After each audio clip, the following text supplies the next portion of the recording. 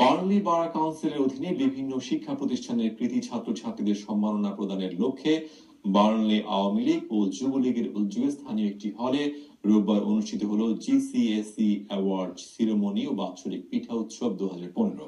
বিস্তারিত জানাচ্ছেন আমাদের ওল্ড হ্যান্ড প্রতিনিধি সৈয়দ সাদিক আহমেদ। বার্নলি বার কাউন্সিলের অধীনে বিভিন্ন শিক্ষা প্রতিষ্ঠানের কৃতী ছাত্রছাত্রীদের সম্মাননা প্রদানের লক্ষ্যে বার্নলি আওয়ামী লীগ ও যুবলীগের উদ্যোগে স্থানীয় একটি হলে রবিবার অনুষ্ঠিত হলো জিসিএসসি অ্যাওয়ার্ড সিরিমনি ও বাৎসরিক পিঠা উৎসব 2015।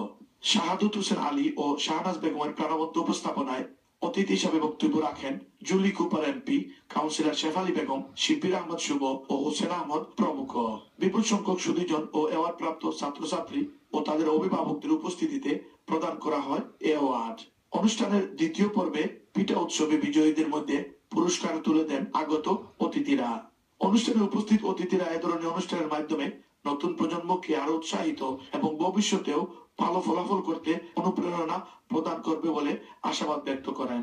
জুলি কুপার এমপি এ ধরনের অনুষ্ঠানে সবসময় সহযোগিতার আশ্বাস প্রদান করেন। I'd be delighted to support each and every event that this community hosts. It's an absolute privilege to represent the Bangladeshi community of Burnley in Parliament. I look forward to working with them in the future to making sure that they continue to enjoy successes. Sayyid Sadiq Ahmed, Channel S News, Burnley, Lancashire.